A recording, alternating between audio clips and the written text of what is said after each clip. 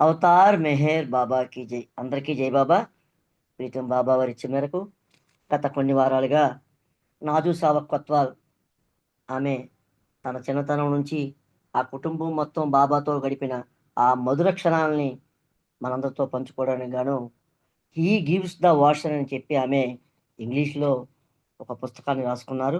దాని తెలుగులో ప్రేమ మహాసాగరం అని సోదరు చింతామణి గారు అనువదించడం జరిగింది. అందులో విశేషాలు మనం చదువుకుంటూ ఉన్నాం. నాజు సావకత్వ వారి చెల్లి హిల్లు వీళ్ళంతా కూడా బాబావారి ఆ స్కూల్లో అయిన తర్వాత అక్కడ నుంచి సెలవుల్లో మెహరాబాద్లో బాబాతో గడపడానికి వారు రావటం, అక్కడ ఆ విశేషాలు మనం చదువుకుంటూ ఉన్నాం. నాజు సావకత్వగా చెప్తున్నారు, పిల్లలందరిలోకి హిల్లు అంటే ఈమె చెల్లెలు హిల్లుకి మెహరు అంటే చాలా మక్కువ. ఆటల యందు ఆమె ప్రతిభకి హిల్లు ఆశ్చర్యపడేది. ఏ ఆటలోనైనా మెహరు పిల్లలందరినీ జయించేది. వడివడిగా చెట్లు ఎక్కడం అంటే స్పీడ్‌గా చెట్లు ఎక్కటం, ఆకాశం అంటినట్లుగా ఊయలూగటం, చక్రాలాట ఇలా అన్ని ఆటల్లోనూ కూడా మెహరుకి ఆమెకు ఆమె సాటి. ఆ ఊయలలూగుతూ ఎత్తుకు ఎలా పోవాలో హిల్లుకి మెహరు నేర్పినా కూడా హిల్లు అంత ఎత్తుకి ఊగలేకపోయేది. ఎత్తుకు వెళ్ళేది తిరిగి వచ్చి నేలను తాకేది హిల్లు. ఎంత నేర్పినా కూడా హిల్లు మెహరు అంత సులభంగా ఆ ఊయల ఊగలేకపోయేది. బాబాతో కలిపి సరోజ్ యొక్క సినిమా హాల్‌లో సినిమా చూడటానికి వీరంతా వెళ్ళేవారు. ఆ వెళ్ళేటప్పుడు హిల్లు హిల్లు ఏం చేసేదంటే మెహరుతో కలిసి కూర్చునేదనమాట. మెహరు, హిల్లు కలిపి ఒక దగ్గర కూర్చునేవారు ఆ సినిమా వెళ్ళేటప్పుడు. ఇక్కడ చెప్తున్నారామె, మమ్మీ కసిరితే మెహరు చెయ్యి పట్టుకునేది. ఆ సినిమా ఇంటర్వెల్‌లో విశ్రాంతి సమయంలో మెహరు మమ్మీలా అభినయించి నడిచి హిల్లుని భయపెడుతూ ఉంటే, ఆ దృశ్యాన్ని బాబా చూసి నవ్వుకునేవారట. ఆ సినిమా హాల్‌లో ఇంటర్వెల్‌లో మెహరు ఏం చేసేదంటే, వీరి మమ్మీలాగా యాక్షన్ చేస్తే, ఆ యాక్షన్‌ని చూసి బాబా నవ్వుకునేవారట. నాజు సావ కొత్వాల్ ఇంకా ఇలా చెప్తున్నారు, మేమంతా ధ్యానం చేయాలని చెబితే హిల్లు మాత్రం ఏకాగ్రత కుదరదని చెప్పేసేది.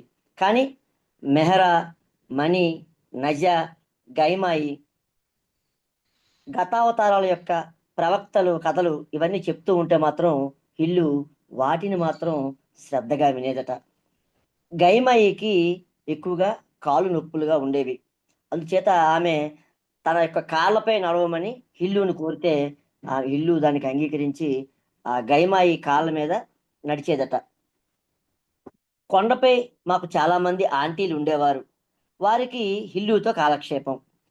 కిట్టీకి కాస్త తీరుబాటైతే చాలు హిల్లుకి ఫ్రెంచ్ భాష నేర్పేది. మార్గరెట్ క్రాస్‌కు చక్కగా నాట్యం చేసేది.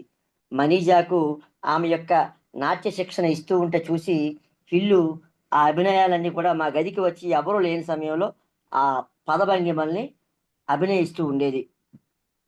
బాబావారి శిరోజాలు, గోళ్ళు ఇవన్నీ సేకరించినవి ఎలా భద్రపరచాలో మాకు మెహరా, నజా చెప్తూ ఉండేవారు. అమ్మ తిట్టినప్పుడల్లా హిల్లు నజా వద్దకు పోయి ఆమె యొక్క పంచకి చేరేది. నజా అమ్మను వారించి హిల్లునే సమర్థించేది. చాలామంది ఆంటీలు హిల్లుకి అభిమానులే. కొందరు మాత్రం హిల్లుని భయపెట్టేవారు.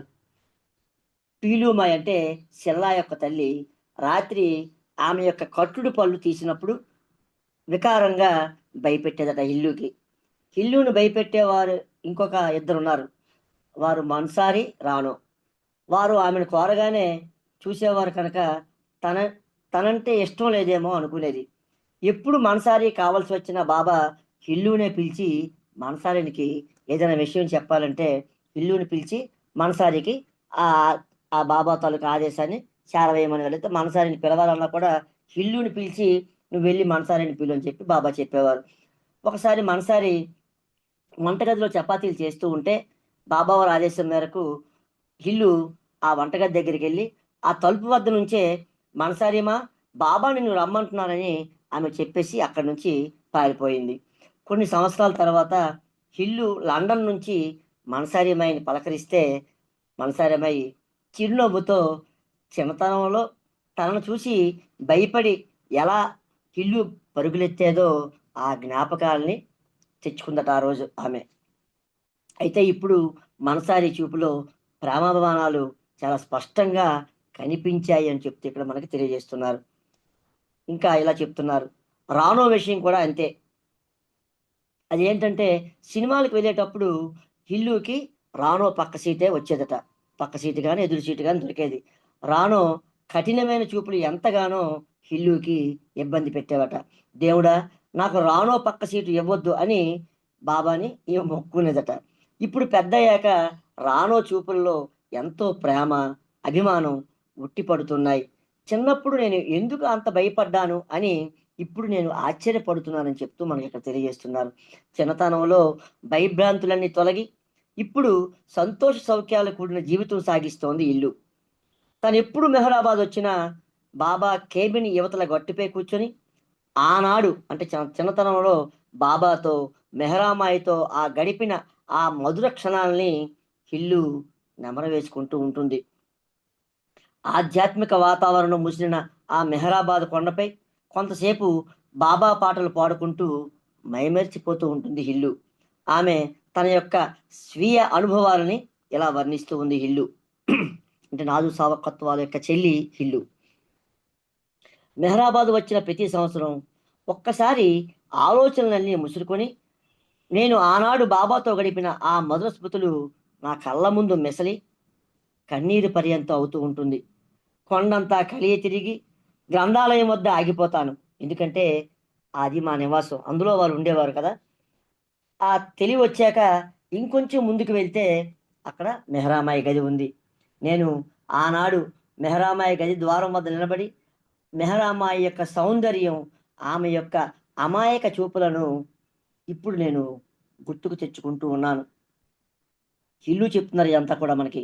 ఆమె అంటే మెహరామాయి కురులు సవరించుకుంటూ, మాపై విసిరే చలోక్తులకు ఎలా వినోదించేవారో మేమంతా ఆనాటి జ్ఞాపకాలు నాకు జ్ఞప్తికొస్తున్నాయి.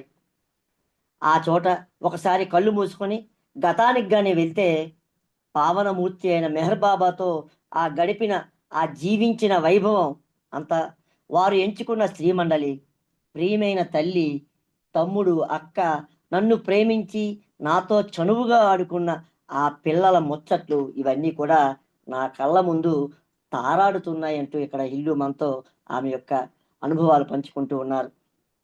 ఇంకా ఇల్లు ఎలా అంటున్నారు, నా హృదయం ఉప్పొంగి ప్రేమ నాట్యం చేస్తుందట ఆ సమయంలో మెహరాబాద్ కొండపైకి ఆమె వచ్చినప్పుడు. ఇప్పుడు మళ్ళీ నాజు మనకు చెప్తూ ఉన్నారు. ఇల్లు నేను చిన్నపిల్లలం గనక కొండపై ఉండే ఆనందాలు అనుభవిస్తూ ఉంటే, మమ్మీ మాత్రం చాలా కష్టపడి పనిచేసేది. బాబా ఆమెకి కేటాయించినట్లు ఆ సైనికుల యొక్క దుస్తులు తయారీ ఆమె చేసేది. అవన్నీ పూర్తయ్యేసరికి ఆ దుస్తుల తయారీ పూర్తయితే తర్వాత బాబా అమ్మకి వేరొక బాధ్యతను అప్పగించారు. అదేంటంటే, ఇక నీవు పర్యవేక్షకురాలివి. అంటే సూపర్వైజర్. రోజుకి 250 చపాతీలు చెయ్యాలి.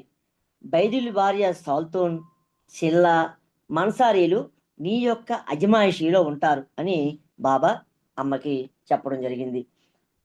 బాబా వారి ఆదేశానికి అమ్మ చాలా సంతోషంగా ఒప్పుకుంది. ఎందుకంటే అది బాబావారి సేవ కదా! సాయంత్రానికే పిండి జల్లించి చపాతీలను చాలా మృదువుగా సిద్ధపరిచేది అమ్మ. ఆశ్రమంలో అందరూ తెల్లవారుజామున బాబావారి ఆదేశం మేరకు 5 గంటలకే లేవాలి. కానీ బాబావారు అమ్మకి మాత్రం కాస్త రిలాక్సేషన్ ఇచ్చి 6 గంటల 45 నిమిషాల వరకు అమ్మకి అనుమతినిచ్చారు బాబా.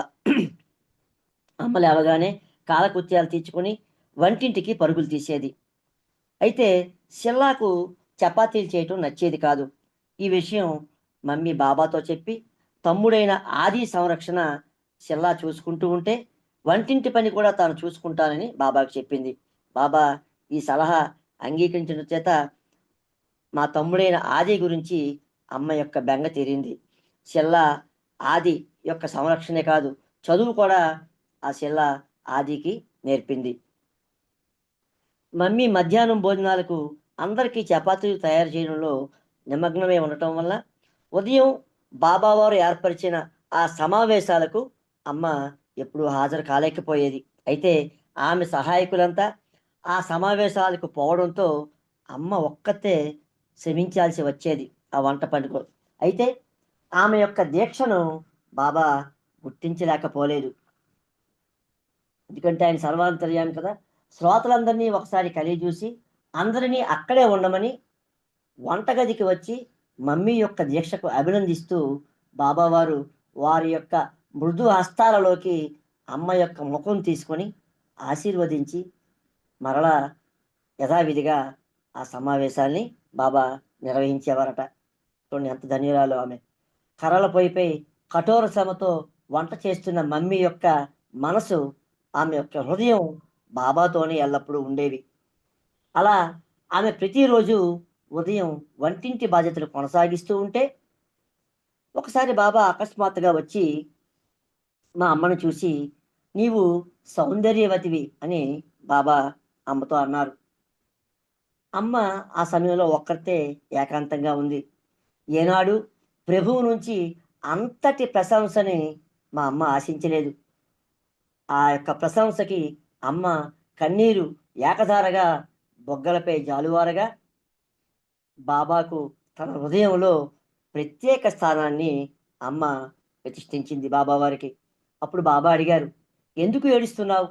అది నా ఉద్దేశమా అని బాబా అడిగితే అప్పుడు అమ్మ బాబాతో ఇలా చెప్పింది, బాబా, నా స్నేహితులు, కుటుంబ సభ్యులు నా అందాన్ని తెలిపినప్పుడు నాకు రుచించలేదు, నాకు నచ్చలేదు. ఎందుచేతంటే ఎంత సుదీర్ఘ వైవాహిక జీవితంలో నా భర్త అయిన సావకత్వాలు ఏనాడు కూడా ఒక్కరోజు కూడా ఈ మాట మీరు అన్న మాట నాతో అనలేదు. ఈరోజు స్వయంగా భగవంతుడైన మీరు ఆ మాట నాకు అన్నారు. నా అందచందాలు మా అమ్మ నాకు చిన్నప్పుడు వర్ణించేది. ఆ తరువాత మరలా ఇన్ని రోజులకి మీ నోటి ద్వారా ఈరోజు నేను విన్నాను. మీరు ఇకపై నా తల్లి. ఈ మాటలు నేనిక ఎవరి నోట వినక్కరలేదు. ఆ మాటలు బాబాతో మా అమ్మ అన్న వెంటనే బాబా సావధాన పడగా మృదువుగా అమ్మ యొక్క కన్నీరుని బాబా స్వయంగా తుడిచారు. చూడండి బాబా, ప్రభువు తల్లి అయిన బాబా ఆమె యొక్క హృదయం సంతోషపరచగా అమ్మ మనసారా నవ్వింది. దైవీ మానవునకు ప్రేమికుల హృదయ తంత్రులను సున్నితంగా మీటి శుద్ధి చేయటం బాగా తెలుసు. అయితే బాబా ఒక్కోసారి కఠినంగా ఉండేవారు. ఆయన కరుణామయ కాఠిన్యుడు కదా. ఒకరోజు ఉదయం మస్తులకు అల్పాహారంగా చపాతీల్ని బాబా పంపమన్నారు. అమ్మ ఆ రోజు చేసిన చపాతీలు లేక ముందు రోజు చేసిన చపాతీలు పంపించింది. బాబా అవి చూసి నా మస్తులకు పాలిపోయిన ఆ చపాతీలు తినిపించని తెలుసా అని వాటిని బాబా తిప్పికొట్టారు. మమ్మీ బాబాను సంతోష పెట్టలేకపోయానే అని చాలా ఏడ్చుకుంది. బాబా అప్పుడు వంటగది దగ్గరికి వచ్చి మమ్మీతో మీరా కీర్తన నన్ను నీ బానిసగా చేసుకో అనే ఆ కీర్తన నీకు గుర్తుందా అని బాబా అడిగారట. మీరామయ్య రాసిన నన్ను నీ బానిసగా చేసుకో అనే కీర్తన నీకు గుర్తుందా అని బాబా స్వయంగా వచ్చి మా అమ్మని అడిగారు. అప్పుడు అమ్మ గుర్తుంది బాబా, కానీ నేను మీరాను కాదుగా అని అంది. బాబా వెంటనే వేలు చూపుతూ నీ మెదడులో ఒక లూజు స్క్రూ ఉంది అనేసి రాజసంగా అక్కడి నుంచి బాబా నడిచి వెళ్ళిపోయారు. అయితే దైవీ మానవుడు ఆమెను ఎందుకలా అనిందో గ్రహించాడు. ఆమె తన బలహీనతను ప్రభువు యొక్క పాదాలపై ఉంచింది.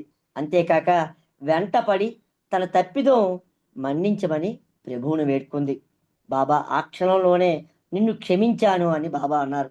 అంతేకాక తన యొక్క కౌగిల్ని మా అమ్మకు అందించి జరిగినది మర్చిపోయి ఆనందంగా పొమ్మని బాబా మా అమ్మని ఆజ్ఞాపించారు. ఆ రోజు నుంచి మమ్మీ చపాతీలు చేసే కార్యక్రమం ఇంకా శ్రద్ధగా కొనసాగించింది. ఒకరోజు అమ్మకు 103 డిగ్రీల జ్వరం వచ్చింది. మరునాడు ఆ మరుసటి రోజు ఆ జ్వరం 100 డిగ్రీలు ఉంది. 101 డిగ్రీలు ఉంది. అయినా కూడా ఆమె తన పని వదిలి ఆ బాధ్యత ఇతరులపై వేయటం ఇష్టపడక ఎవ్వరికి కూడా తన యొక్క ఆ జ్వరం కోసం తెలియనివ్వకుండా తన యొక్క పని చేసుకుపోయింది. మూడవ రోజు జ్వరం తగ్గిన మనిషి బాగా నీరసపడింది.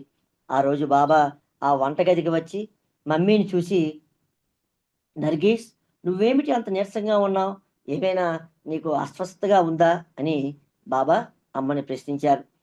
అమ్మ 2 రోజులు జ్వరం వచ్చి తగ్గిందని తెలుపగా, బాబా ఆమెతో వెంటనే మా అమ్మతో, "నాకెందుకు చెప్పలేదు? వెళ్ళు. నీ గదికి వెళ్ళి నువ్వు విశ్రాంతి తీసుకో" అని బాబా చెప్పారు. ఆ మాటలకు మమ్మీ, "బాబా, నాకు 2 రోజులు జ్వరం వచ్చి తగ్గిపోయింది. ఇప్పుడు నా ఒంట్లో బాగుంది. పని మాని నా యొక్క బాధ్యతలను ఇంకొకరికి ఎందుకు నేను అప్పచెప్పాలి" అని అంది. ఆ మాటలకు బాబా నవ్వి, "నీకు బాగా తలతెక్క" అంటూ బాబా ఆ వంటగది దగ్గర నుంచి వెళ్ళిపోయారు. నిజానికి మా అమ్మ చాలా మొండి, ధైర్యశాలి కూడా. ప్రభువుకు సంతోషపరిచే పనిలో విపత్కర పరిస్థితులు ఎన్ని ఎదురైనా కూడా విధి నిర్వహణలో వెనుకాడే ప్రశ్నే లేదు. ఒకసారి భోజన సమయంలో బాబా ఒక ప్రకటన చేశారు. బొంబాయి నుంచి ఎవరో స్థితిపరులు, సమాజంలో ఉన్నత శ్రేణిలో ఉన్న కుటుంబాలు మెహరాబాద్ దర్శనానికి వస్తున్నారని, వ్యక్తులు ఆశ్రమం పరిసరాలు పరిశుభ్రంగా ఉండాలని బాబావారు చెప్పారు. అలాంటి సమయాల్లో మేమంతా చక్కని దుస్తులు ధరించి సభ్యతగా ఉండేవారు. అమ్మ నాకు చాలా జాగ్రత్తలు చెప్పింది. ఆ మరునాడు ఉదయం 5 గంటలకు నేనింకా పడుకొని మెలకువగా ఉన్నాను. కిట్టీ గదిలోకి వచ్చి మమ్మీని లేపింది. ఇద్దరు కలిసి బయట వరండాలోకి వెళ్ళి గుసగుసలాడుతూ ఉన్నారు. అమ్మ నెమ్మదిగా బయటకు వెళ్ళుట చూసి నేను మరలా నిద్రలోకి జారుకున్నాను. ఆ తర్వాత తెలిసింది, 2 రోజులై మరుగుదొడ్లు శుభ్రపరిచే పనివారు రాలేదని, తొట్టెలు నిండిపోయి దుర్వాసన వస్తోందని. కాబట్టి కిట్టీదేవి, మమ్మీలు ఇద్దరూ కలిసి ఆ మరుగుదొడ్ల యొక్క డబ్బాలకు పక్కనున్న కుక్కాలు పట్టుకొని వాటిని దూరంగా పొలాల్లోకి మోసుకు వెళ్ళి మరలా ఆ ఆ మలాన్ని అక్కడ పారబోసి ఆ తొట్టెల్ని శుభ్రపరిచి మరలా ఆ మరుగుదొడ్లలో పెట్టారు. తిరిగి వచ్చి మమ్మీ ప్రశాంతంగా నిద్రపోయింది. ఈ విషయం ఎవ్వరికీ తెలియనివ్వలేదు. వాళ్ళిద్దరే అనుకొని చేసుకున్నారు. కిట్టీను, ఈమె నర్గీసు. ఆ రోజు బాబా ముందుగా చెప్పినట్లుగా ఆ సందర్శకులు ముంబై నుంచి బాబావారి దర్శనానికి వచ్చారు.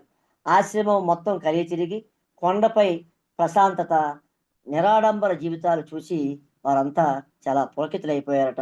వారు వెళ్ళిపోయాక కిట్టి గంట మోగిస్తూ అందరినీ బాబా పిలుస్తున్నారు అని ఒక కేక అరిచింది. అందరూ బాబావారి ఆదేశం మేరకు బాబా క్యాబిన్‌కి వెళ్ళి ఆ కర్రబల్లలపై అందరూ కూర్చున్నాం. ఆ సమావేశంలో ఎవరో చెప్పారు, "బాబా, 2 రోజులయింది. ఆ మరుగుదొడ్లు చేసే పనివారు రావట్లేదు. కారణం తెలియలేదని." బాబా వెంటనే అందుకొని, "అలా అయితే ఆ మరుగుదొడ్డిలో తొట్టెలు నిండి కారిపోవాలి. దుర్గంధం కూడా రావాలి. పైగా బొంబాయి నుంచి సందర్శకులు కూడా వచ్చారు" అన్నారు. దానికి ఇంకెవరో ఇలా అన్నారు, "బాబా, ఈరోజు చాలా విచిత్రంగా మరుగుదొడ్లు ఎప్పటికన్నా పరిశుభ్రంగా ఉన్నాయి" అని బాబాకి చెప్పారెవరో. అయితే బాబా అడిగారు, "వాటిని ఎవరు శుభ్రపరిచారు" అని. కిట్టి మొదట కొంత సంశయించినా, ఎందుకంటే బాబావారు అడిగినప్పుడు చెప్పాలి గదా! బాబా తిరిగి గట్టిగా అడగ్గా, గద్దించగా చాలా సున్నితంగా కిట్టి బాబాతో చెప్పిందిలా, "బాబా, నర్గీసు, నేను కలిసి తెల్లవారుజామునే వాటిని శుభ్రపరిచామని" చెప్పి ఆ నిజాన్ని బాబాకు చెప్పింది. బాబా వెంటనే నర్గీసును క్యాబిన్‌కి రమ్మని ఒక కబురు పంపారు. అంటే నర్గీస్ అంటే నాజూసాబా కొత్వాల్ యొక్క అమ్మగారు. చపాతీలు తయారు చేస్తూ మమ్మీ ఆ వార్త వింది. బాబా ఎందుకు పిలుస్తారని అడగ్గా, ఏదో మరుగుదొడ్ల విషయంలా ఉందని ఆ వచ్చినామె ఈమెకు చెప్పేసి వెళ్ళిపోయింది. మొదట అమ్మ కాస్త భయపడింది. తమకు నిర్ణయించిన బాధ్యత తప్ప వేరొకరి బాధ్యత స్వీకరించరాదు అనేది మెహరాబాద్ ఆశ్రమం యొక్క ఒక నిబంధనది. అయితే మమ్మీ ధైర్యంగా వచ్చి బాబా ముందు నిల్చుంది. బాబా తనను సంజాయిషీ కోరకముందే ప్రారంభించి, బాబా ఇంకా అడక్కముందే ఈమెం చెప్పిందంటే, "బాబా, మీ ఆజ్ఞ లేకుండా ఈరోజు మేము చేసిన ఆ పనికి చాలా చింతిస్తున్నాను. కానీ దానికి 3 కారణాలున్నాయి. ఒకటి, క్యాబిన్‌లో ఉన్న మీ తలుపు తట్టి తెల్లవారుజాము 5 గంటలకు మీ యొక్క అనుమతి ఎలా తీసుకోగలం? రెండవ కారణం, ఆ మరుగుదొడ్డలో డబ్బాలు నిండి చాలా బరువుగా ఉన్నాయి. కిట్టి ఒక్కరితే మోసుకొని వెళ్ళి దూరంగా వేయలేదు. అందుకనే నేను వెళ్ళాను. మూడవది, బొంబాయి నుంచి గొప్పవారు మీ దర్శనానికి ఆశ్రమానికి వస్తున్నారు. వారు గాని అటువైపు జరిగితే మన గురించి ఏమనుకుంటారు అని చెప్పి ఈ 3 కారణాలు చెప్తూ బాబాకి ఆమె క్షమాపణ కోరింది. తడబడకుండా మమ్మీ అలా చెప్పుకుంటూ పోతే బాబా విరగబడి నవ్వుతూ, "నర్గీస్, నువ్వు నన్నేమి చెప్పనివ్వవా? నేనేమైనా అనడానికి అవకాశం ఇవ్వు. మీరిద్దరూ చేసిన పనికి నేను చాలా గర్విస్తున్నాను. ఏ పని మన స్థాయికి భంగం కలిగించదు. మనం సామాజిక జీవనాన్ని సాగిస్తూ ఉన్నాం. ఎటువంటి పరిస్థితులనైనా రావచ్చు. నేను మస్తులు, పిచ్చి వాళ్ళ ఆశ్రమాలు నడిపేటప్పుడు వారి యొక్క మలమూత్రాలను ఎత్తి శుభ్రపరిచాను. మీరిద్దరూ సామాజిక సేవలో తీసుకున్న ఆ స్వతంత్ర నిర్ణయం చాలా గొప్పది. నాకు గర్వకారణంగా ఉంది" అంటూ బాబా వారిద్దరిని మెచ్చుకుంటూ వారిద్దరి యొక్క వీపుల్ని బాబా తట్టారట. సెలవులయ్యాక నాజు చెప్తున్నారు ఇంకెలాగా. సెలవులయ్యాక సర్వార్, హిల్లు, నేను కలిసి స్కూలుకి తిరిగి ప్రయాణమైన వేళ బాబా మాలో ప్రతి ఒక్కరికి ఆయన ఆలింగనమిచ్చి మమ్మల్ని అందరినీ చిరునవ్వుతో బాబా తిరిగి స్కూలుకి సాగనంపారు. మెరిసే కళ్ళతో మా బొగ్గలు గిల్లి, చెవులు, ముక్కు నులిమి ఎడబాటు వాతావరణాన్ని బాబా తేలికపరిచేవారు. బాబా మా యొక్క ఎడబాటు వాతావరణం ఆనందమయం చేసిన హిల్లు మాత్రం మమ్మీని, తమ్ముడైన ఆదిని వదిలి రాలేక కన్నీరు పెట్టేది. సాధారణంగా మనల్ని పెండు కాకా గాని, కాకా భార్య గాని తీసుకెళ్ళి అక్కడ ఆ హాస్టల్స్‌లో దింపేవారు. కానీ వారు హిల్లుని మంచి మాటలతో సావధానపరిచేవారు. వాళ్ళిద్దరు ఎవరొచ్చినా కూడా. కానీ ఆది కాన్వెంట్ చేరగానే దాని స్నేహితులతో చేరి అన్నీ మర్చిపోయేది. ఒకసారి ప్రయాణంలో పిల్లలందరం ఆడి పాడి పొద్దుపోయాక పడుకున్నాం. ఇల్లు పై బెర్త్ నుండి నిద్రలో జారి కింద బెర్త్‌లో ఉన్న పెండు కాకాపై పడింది. పెండు కాక రెండో వైపు తల పెట్టుకున్నాడు కనుక సరిపోయింది. కానీ లేకపోతే పెండు యొక్క ముక్కు బద్దలైపోయేది. ఎందుకంటే ఆమె పై బెర్త్‌లో పడుకుందట. హిల్లు, పెండు కాక కింద బెర్త్‌లో పడుకున్నారు. ఆ పైనుంచి పడితే పెండు కాక ఆ ముక్కు బద్దలైపోయేది. కానీ ఆయన రివర్స్‌లో పడుకున్నాడు ఆ రోజు. దానికి హిల్లుకి నిద్రలో ఏం తెలీదు. ఆ పైనుంచి పడిపోయింది అంతే. తెల్లవారాక ఆ విషయాన్ని విని అందరూ కూడా చాలా నవ్వుకున్నాం. సెయింట్ యాన్ స్కూల్‌లో మేము స్థిరపడడంతోనే హిల్లు ఆకతాయితనం పెట్టి అక్కడ ఉండే నర్స్‌ని ఆట పట్టించేది. జై బాబా.